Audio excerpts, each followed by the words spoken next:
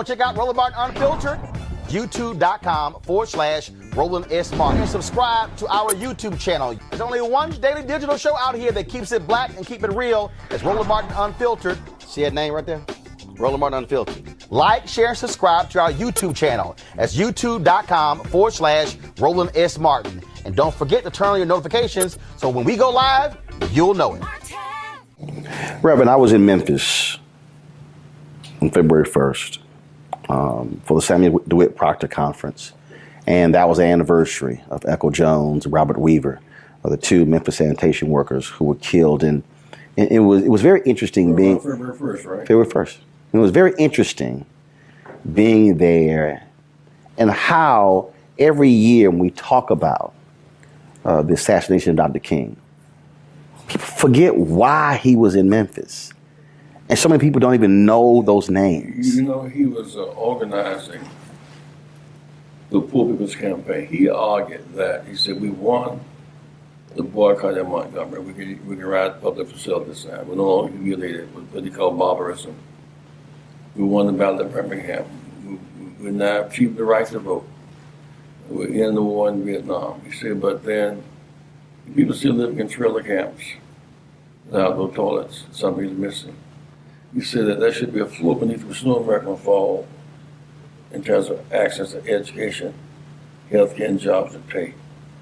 And while organized, and he said, it can't just be one ethnic group, he said, because you're not going to have full employment on one side of town, unemployment on the other side of town. So we met that January the 15th, 68, at his church with a white from Appalachia with whom we'd never worked. He just talked about them, to pull them together. Some Native Americans from the reservations, some Latino Americans from the Southwest group, some of Chavez group, some Jewish allies from New York, Al Lowenstein's peace activists, and some blacks from Deep South.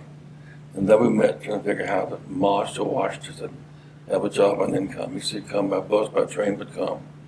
Going to Washington, tie up traffic, go to jail, and force the country to shift from killing in Vietnam to healing at home.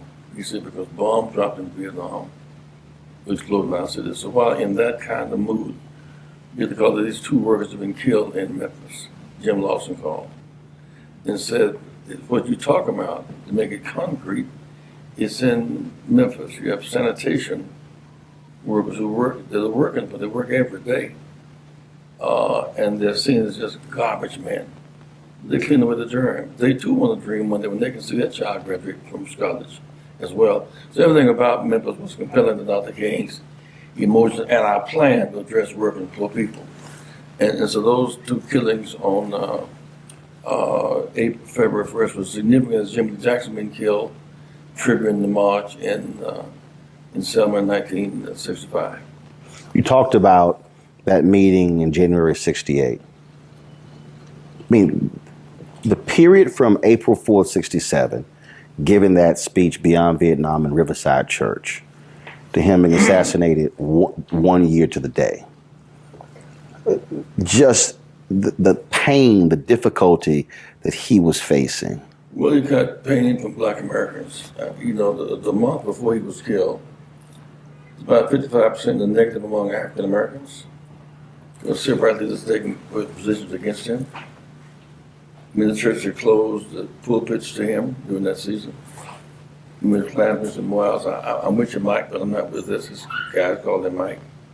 I mean, the newspaper editorials, they say he's a good guy. He convinced blacks not to shoot whites when they'd been bombing him.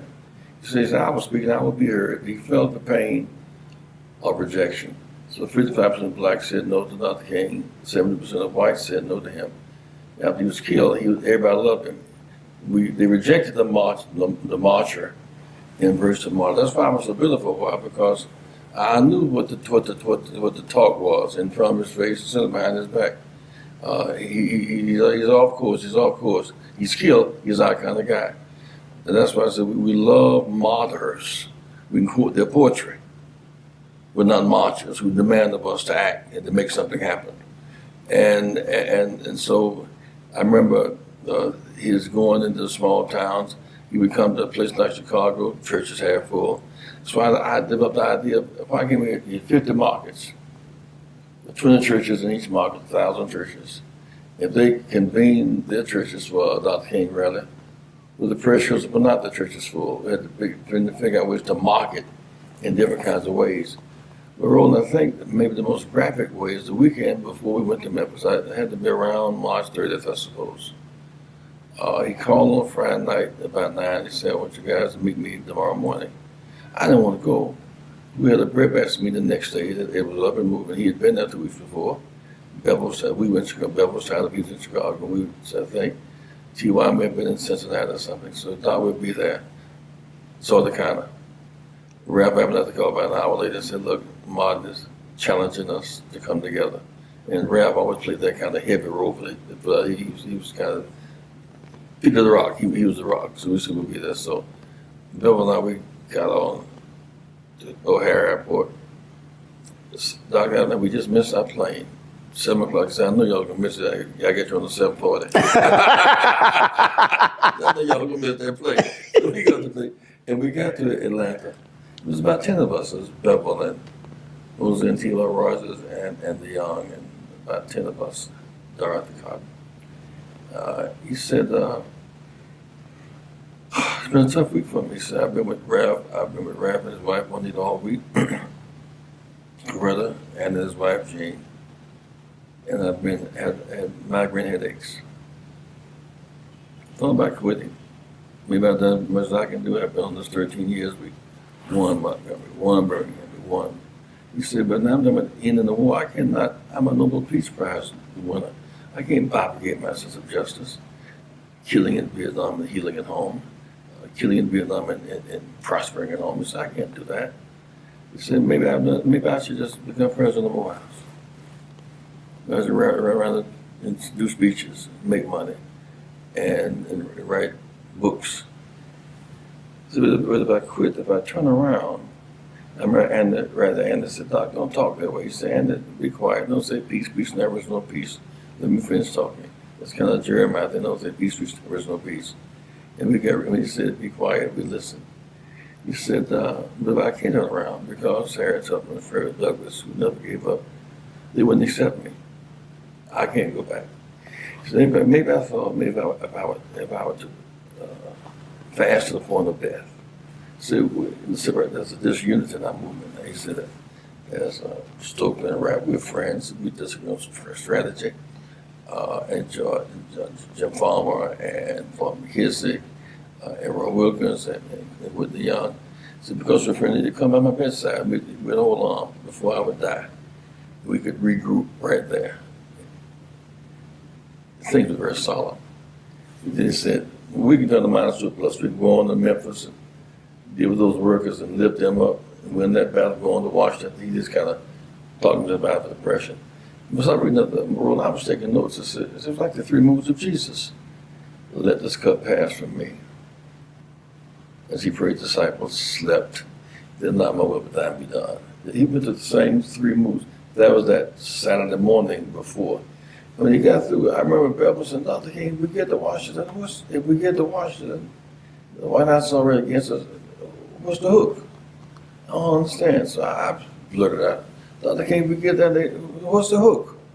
We were insensitive, right? The pain he was in, agonizing, plus all the stuff you don't know the leaders are thinking about in the first place. You know what else was on his mind. So he said, I don't know what the hook. I said, Doc, suppose we had the 50 cities. At that time, GM was the largest company in the country. We took a line of cars, Cadillac, Chevrolet, whatever. We said we were not going to buy that line of cars. And the big GM would convene his fellow corporate, and they would meet with the president. And so we'll try it then. See you guys in a minute. He walked out the room. I left, went back to Chicago, because where our family was. And Bevel and I did together. And he came to Atlanta, I think, that Tuesday. He got to Atlanta South. I'd been here a little earlier. The plane I was on, they had emptied the plane. There were threats because Martin Luther King was on the plane. He said I got off and nothing happened. And he came on in, and then you saw the 4 of us, Jose Rabb and Dr. King out on the balcony. He was just coming in from the airport at that time. And that was March 3rd. April. I'm sorry, April 3rd. It was April 3rd. I think that was right. Right, it was the day before. Y'all on the balcony. I think that April 2nd, I think. Okay. Because the day we went to Memphis, the ministers the next day. Mm-hmm. We talked about how organized. Remember in this last week you talked about Jesse talking about Coca-Cola and Mm-hmm. the bread. That was in that speech. That had happened the day before. Okay. And he said on the 3rd, he said, well, after talking all day, he said, my dad is slick. He said, what happened, Pop? He said, Pop, country boy, didn't have no high school diploma, came up out the city, So my grandpa was sitting down in front of the church reading the Bible. And so he said, I want to join the church, Pop. He said, once Dad found that Grandpa had a daughter, so Dad was all in. And his mom was apparently in private school at that point. He said, so Dad messed around and he and my mama got married. And Dad was reviving his education, commitment to education. He said, and he kind of walked through his family tree. And his brother was born, his sister was born, and all that. Then he said, I don't feel like speaking tonight. I'm kind of dry. Jesse, you go. Doc, I had been speaking to ministers earlier that day. I shot my best shots. Doc, I don't have it. So, well, you ought to do it. So, they apparently asked Anthony too, and they said, Ralph, you go. So Ralph said, just let's go together. So that's why Ralph ended up going together, because Ralph would always fill in a spot in that way. So Ralph and I went to the church, and it was raining that night. At that time, Mason Jump had a 10-top roof. We got in the door, the side door of the church, and people cheered. The church was about half full, and they cheered. Ralph said, Jesse, you understand, they're not cheering for us. They think Martin behind us. They ain't think about it. So we went down the side of the church to the back of Mason Temple, back where Bishop Mason is entombed. I went to the telephone, dialed the telephone, and said, Martin, if you come, just let them see you. You don't have to do a lot of talking. So Al Hanson and Jesse and I will talk. So Dr. King, we went back and told Dr. King was on the way to cheer again. Brenda was there, and Bishop Patterson was there. I remember that very distinctly. Dr. King walked in, they cheered. And so Ralph gave a rather long introduction. Trying to let him buy time. There's a picture of me trying to debrief Dr. as to what I thought was happening. And what I thought was, he was already in his own zone. I'm just talking. She got me and said, there ain't another time I could live. It should be now. You talk about when Aristotle lived, and Aristotle needs to start to walk through Greek history and world history. But this is the time to be alive. And then at some point he shifted and said, but I'm not fearing any man. Now, in retrospect, there may have been in his mind threats on his life, which he would internally, we would never know. He was facing the threat of and a fear of death, because it always told us there's no defense against ambush and sabotage, so don't be afraid of death. He convinced us we could go to jail without fear, die without fear. We were kind of that. See, he didn't share that. He said, but for you ministers, you guys, we can just share the pain. If the government workers heard that these big companies feel the pain, we went. Redistribute the pain. Then he said, you're the mountaintop. And I've seen the promised land. And I may not get there, but we will get there. Boy. He said, anyway, Roland, that men were crying, ministers were crying. It was like it was real, so authentic, so real, so genuine. And it could happen. It was going to happen. It was not going to happen, but it could happen. And so when he got through, we turned to me and we embraced. The next day, we stayed most of the day, and I think the commandos came out for a while, and we talked about some of their issues. And I had Ben Branch down there in the group, Wayne Bennett group in Chicago, preparing to sing at the rally that night. Right. He's upstairs on the balcony, and you're downstairs by the car with Ben Branch. Yeah, I was downstairs, coming across the courtyard. Ben was in the car. Yeah, I was coming this way. We just left the carousel. And Dr. Jesse, we go into Billy's house. I set the dinner up at Billy's house and his wife. He said, we're going, and you don't even have on a tie. I said, Doc, prerequisite for eating is not a tie, it's an appetite. He said, you're crazy. We laughed. I said, you're the one that's late. He was an hour late. And Ben spoke to him. He said, and he'd heard Ben pressure on the saxophone the week before. I had the break accident 2 weeks before. And Ben said, I should make sure clear. And he read it, Doc, pow. He said, Doc, pow. And somebody said, get low, because it was a hit. And we didn't know what the hit was going to be spraying bullets. So I was on the ground, and the rap was in the room. I think Roland must have been downstairs. The rap, Billy Cowles was about so far, trying to go down the steps. And there's a picture of Andy, Billy Cowles, and some of just and they later pointing that way. And that pointing is that the bullet didn't come from that way, because he's on the it came from that way. So the police who had their guns drawn, go the way the bullet came from. The bullet came from that way. That's that picture. Mr. Withers, the photographer, he was there. Ernest Withers. And he scooped up a couple of jars of blood, tried to give me one and Ralph one. I couldn't touch the blood. I remember Ralph coming and back. My son, my brother been shot. I'm his dearest friend. Ralph, Martin, hold on, we need you. Hold on. Martin, hold on. But I was gone at that point, you know. And so I just got up and wrapped myself off, and I was standing next door, the room next door. I called Mrs. King. She was in the bed.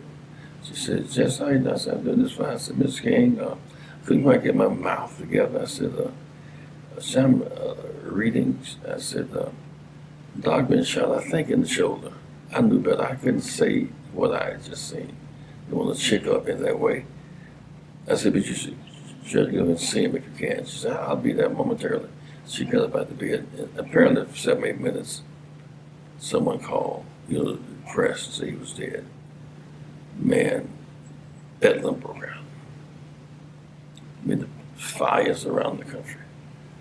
But what excited me the most was, I think it was Reverend Joe Lyons said, we can't let one bullet kill the movement. We with all the trauma of his death. I remember being in the room with Harry Belafonte and Sidney Poitier and Robert Kennedy, talking about what Dr. King meant to us. And doggone, we were in Washington, Robert Kennedy got killed. Boom, boom, back to back. Wait, go back. You call Coretta Scott King. And before that, he's laying there, y'all surrounding him, and we see the photos of Ralph Abernathy kneeling next to him. Where are all of you mentally in that moment? Because this is your leader. You were just joking. You were talking about going to dinner. Brains frozen. I mean, what do you do except somebody, I think Billy Cowles got a sheet to cover his face. I think that somebody called the ambulance, 911, like, we're frozen. And the ambulance came rather quickly. It was too late. He was dead upon impact, and my bullet hit him, went down and blew his heart out. And so I called VON in Chicago, because at that time Don Canese was running the news in Redwoods. Got my wife and children, and Red Bastard in Chicago, because we had a pretty substantial movement going by the time. And so I explained in the press game what happened. Jose and I was standing side by side. There's pictures of that press conference. And rather than go with them to the morgue, I flew back to Chicago because my family was there. All the rest of them lived in Atlanta. I lived in Chicago. So you wanted to get back home immediately? Get rid of my family and get ready to come back to Atlanta because of the funeral. Others who went to Atlanta stayed in Atlanta. I went back to Chicago to be with my family to organize them, frankly. And it was it was tough. It was painful. And yet it was a kind of numbness, the kind of adrenaline kicks, it was kind of numbness of the brain. And I remember getting home by 1 or 2 o'clock in the morning, and about 4 or 500 folk at the airport, lots of breakfast with Mrs. Loman, Jackie, and the children and all that. I went home and fell across the bed, took a nap, woke up, and Senator Percy was there, saying he's sorry about what happened last night.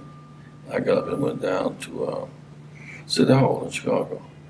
And what upset me about that meeting was the same ministers and politicians who were against him. So out of Monday, April 2nd and 3rd, they were, well, how much I love Martin. I wanted to kick a table over. I mean, this is so. And you didn't change clothes. You slept in those clothes. You go down to City Hall, and there's this outpouring of let's rename the street Martin Luther King Drive. All that, I thought all that to be so hypocritical and symbolic. It had nothing to do with what we had lost. But let's say a $10 street sign for $1 billion profit. And so I went back to Atlanta, and Andy was in his blue jeans, and so was James Orange and Bevel and the Railroad Abernathy. We more or less kept on what we had on 3 or 4 days. It was just kind of, we had the mule train. It was not a place for exactly suits and ties and 3-piece suits. It was that kind of scene, you know. And I thought Abernathy was particularly good. He was doing the straight ministerial processing, and I thought was traumatized by it in a big way. They both think he had a very clear head. I think I had a clear head. I don't know where I was really. There was lots of pain. Jim Lawson said that first of all, he would have been on the balcony and would have gone to dinner with y'all, but he said he promised his wife he would always do dinner with his family. He said that's why he wasn't there. So earlier in the day that there was a court hearing and he was involved in that, but he said he went home. But he said that in the aftermath, he went straight to work. He said we kept going. He said it wasn't until July or August. He said it was in July when the grief hit him. He said literally between April 4th and May and June, he said we had work to do. That's why I try to say when I say adrenaline, because you know, if you're playing ball in the big game and your key guy gets hurt, you can't cancel the game. You can't forfeit the game. You got to suck it up. And in the name of the hurt player, play. In the name of the dead leader, you can't give the killers the satisfaction. They stopped the movement. They were not successful in stopping us from marching. They were not successful in stopping us from going to resurrection. They were not successful in stopping our drive to end the war and to end poverty. We kept moving, and we'd already had plans. Reverend Walter Fauntleroy was our key guy in Washington for the tent city, the resurrection city between Lincoln Memorial and Washington Monument. And it seemed like it rained every day. And I remember one morning, Reverend Abernathy said, Jesse, I want you to be mayor of Resurrection City. That may convene the people, everyone give instructions. The press was riding his back because he was saying a lot in Pitt's motel, as if Pitt's was 4 Seasons or something. It's a regular kind of neighborhood, black motel. And the press was just picking at him because he was not Martin, he was Rab. And did one hell of a job, in my judgment, doing his season of work. And one morning, 2 people died from meningitis.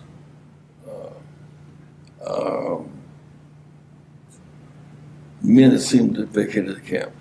Robert Kennedy dead, Dr. King dead, White House turned his back on the scene. And I was looking at women's face and children for the most part. I didn't have nothing to give them, no bus fare, no food. I said, I remember I read the book by Howard Thurman, Jesus and the Disinherited. He said, when you reduce your irreducible essence, when you stand naked against the world, you're still somebody.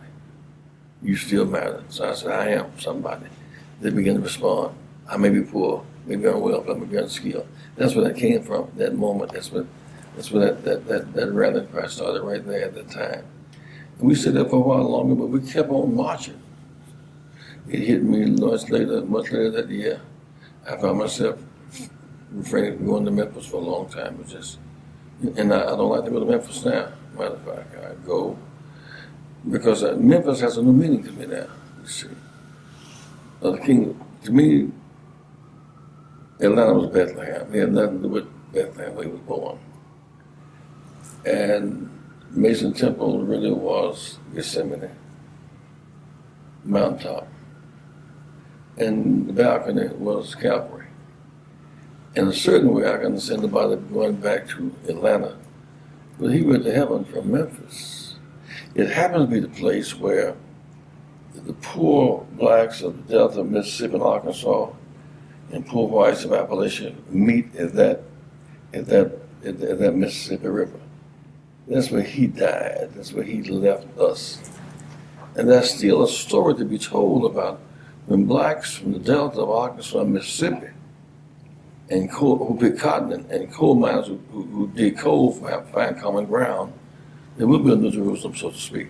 So there's a lot to be said about Memphis as not as a place where he was killed, but as a resurrection site, because the resurrection does not take place far from the crucifixion. Memphis has lots of challenge, and there's a new kind of South now. You couldn't have had the Memphis Grizzlies behind the cotton curtain if we not been successful. Atlanta Falcons, Dallas Cowboys. You couldn't have had Toyota, Mississippi if we not been successful. We pulled down the cotton curtain and built a whole new world, a whole new South, which laid groundwork for many new things in America. So his blood fertilized the soil and created a whole new dynamic in American politics. They expect 30 to 50,000 people to come to Memphis to commemorate his assassination. But what do you want? And in fact, they expect several former presidents to be there. I asked Trump at the White House when he met with the TV anchors, does he plan on attending? He said he thought so. If Trump is there, what do you want him to leave Memphis with? And what do you want the people to leave with? It's one thing to come there to commemorate, to remember his assassination. It's different to leave. I don't think Trump has been to the statue on the Mall. Trump's positions are so antithetical to Dr. King's vision, he may not be received well. Should he come? Well, it's his choice to make. I don't think he'll not be cheered. It's not like he'll be cheered. My concern is not that people come for the service, for the celebration, the commemoration. The 4 million blacks in the South are not registered, man. If we can register 2 million new blacks in the South, we change the South and change the country.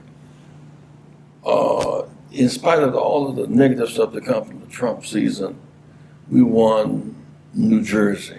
Ain't got a black lieutenant governor. In Virginia, one guy says he was Robert Lee and the Confederates, and the flag and the statue. The opposition, we won that, and one of every 5 votes was African American. We winning. Go ahead. We're going to Alabama. And Roy Moore and Trump shoot their best shot. We win, one of every 3 blacks African American. So that some of that energy must be turned into every high school senior, man, should come across the stage with a diploma in one hand and a voter card in the other. In fact, there's a placard there. There's a placard. One of my concerns, right down through the black belt. That's a case in point. All the high schools got black principals. You can convene those high school seniors as you would for prom or for graduation and register. And there's no George Wallace to stop you. There's no Bull Connor to stop it. Do it. You know, there's 250,000 blacks in Alabama unregistered, 600,000 in Georgia unregistered. This is the time for us to show our love for the Dr. King and the cause by fulfilling the dream with a full registration crusade drive.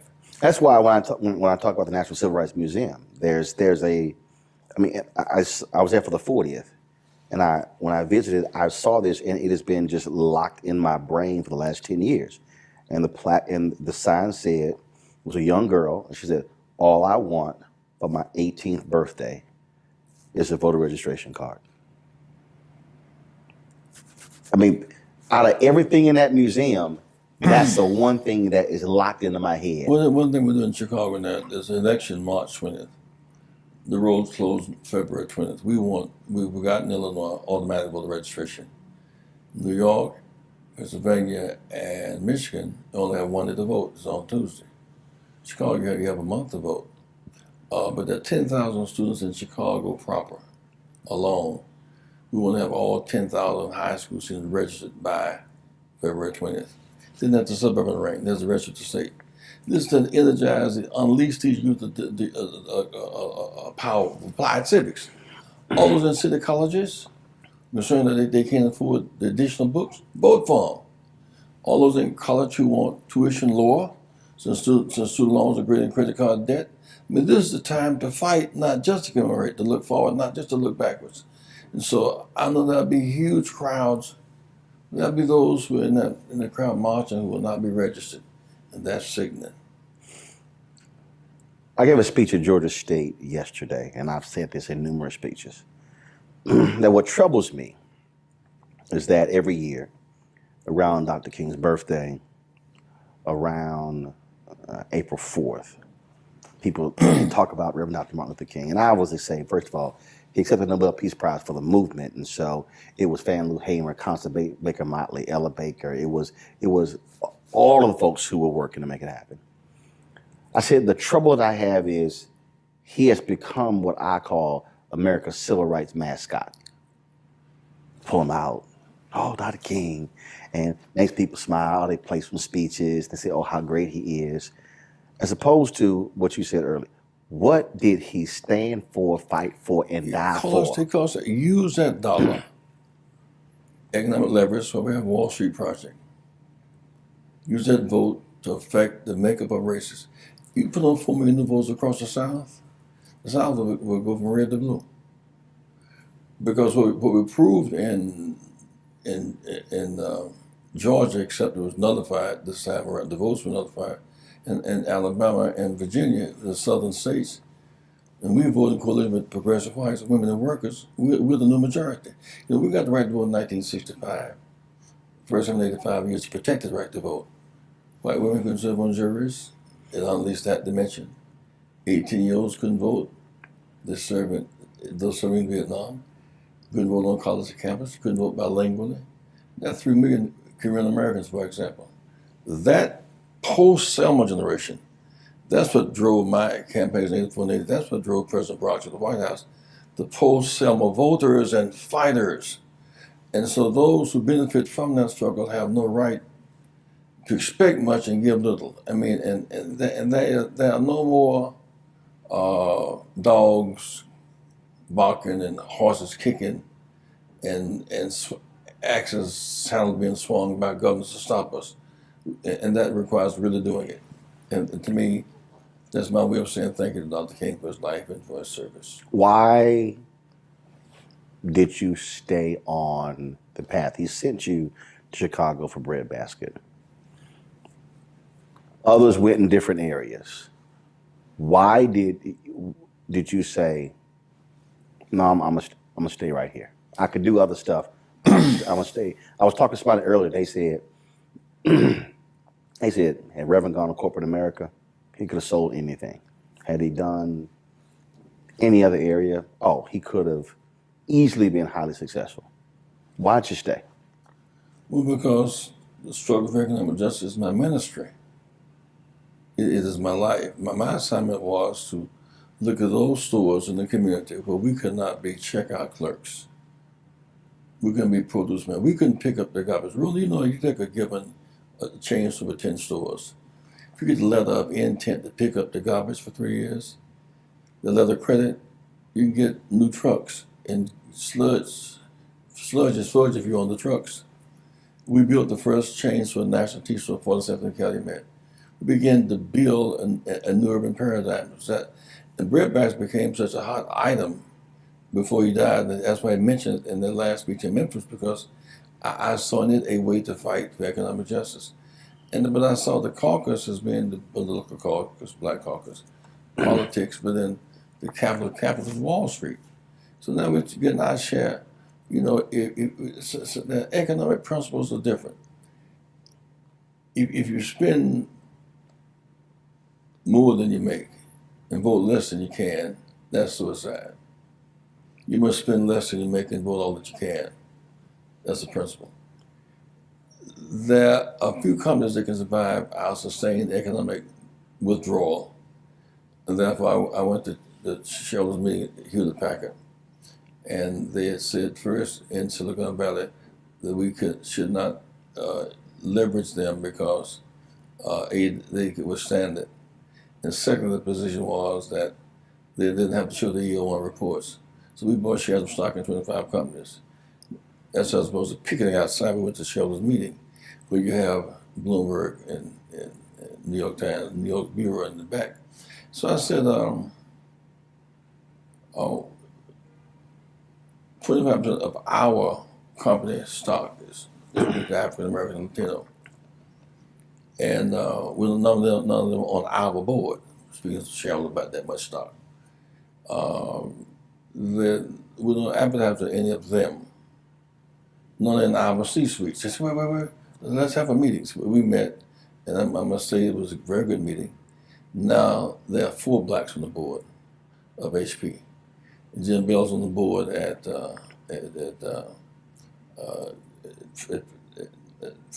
Twitter, Google. And on the board of Facebook now is Ken Chenault.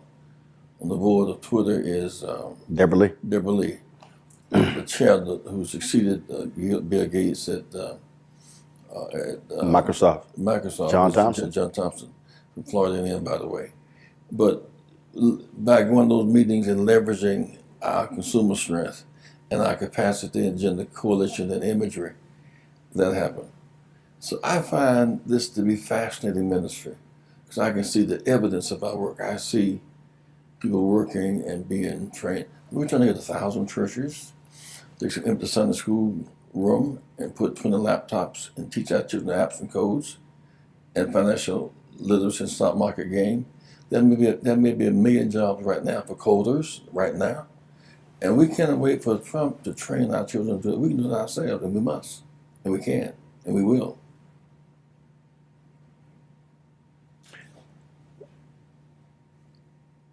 If he said, Reverend, how you doing? I appreciate what you've done. What would your response be? Dr. King or Trump? Dr. King. Trump not going to say that. I said I never surrendered, I never stopped. When they said Dr. King fell in Chicago, he's still there. We never stop. Dr. King's workshop meets every day, mass meeting every week. We inspire and educate. From that platform, Al Washington spoke, Roland Martin spoke, Barack Obama spoke, Charlie Hayes spoke. From that platform, Mandela spoke, Free South Africa. From that platform, we went to Cuban Brother Americans Home for President. From that platform, we've helped to change the world. His work in Chicago continues. Dr. King's workshop is functioning. His staff is still meeting right now. It's called Rainbow Push, but it's his staff. Last question. Just lost Wyatt T. Walker. Oh boy. As I said, Clarence Jones out of the hospital. You look at Reverend Joseph Lowry. You look at these warriors getting up in age. But are you optimistic when you look at these young warriors? I am. They're fearless. Yeah. One of them, of course, in that lineage of struggle is Reverend Al Sharpton. He's in that lineage of struggle. But what Al and I have basically done by continuing running the circuit, there's now doors open that were not open 50 years ago. Dr. King used to have to go to LA to the big civil rights rally, or Oakland, or Chicago, or Detroit, the big civil rights rally.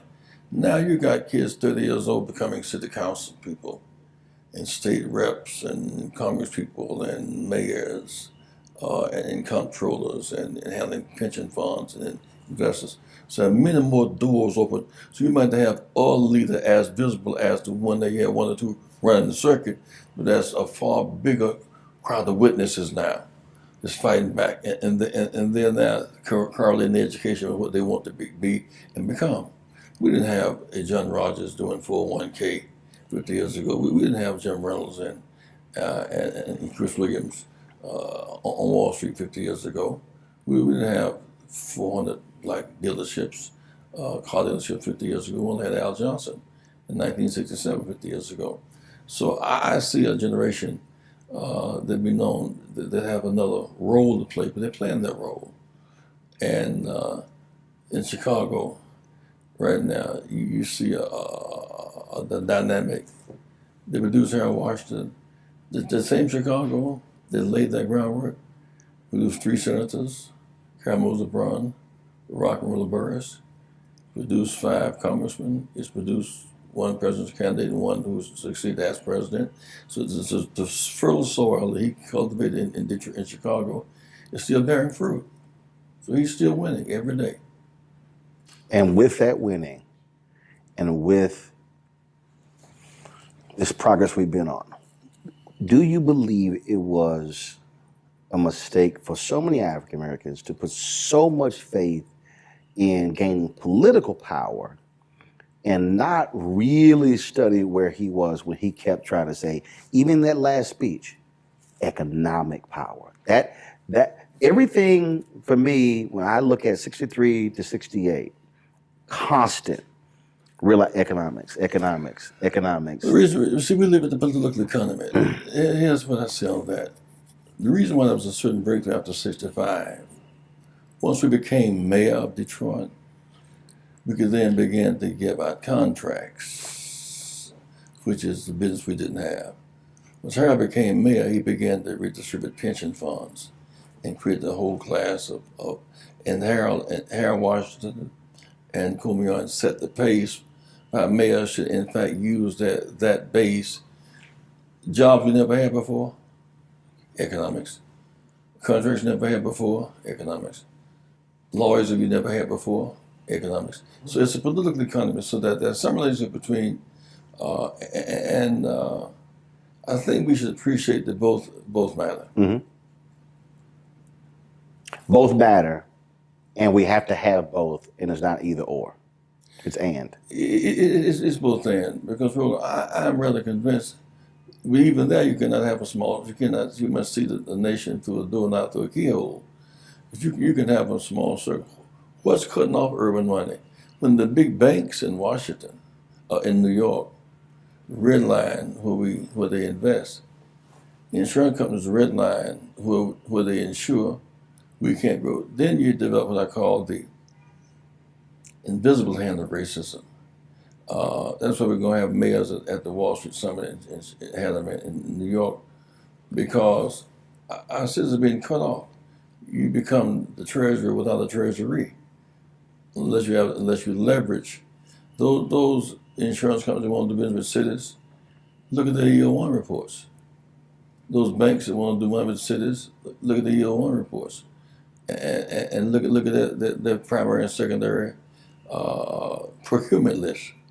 Part of what we're doing right now, mayors can do. You should not do business with City Hall unless you see the year 1 report, where they land, what their records are.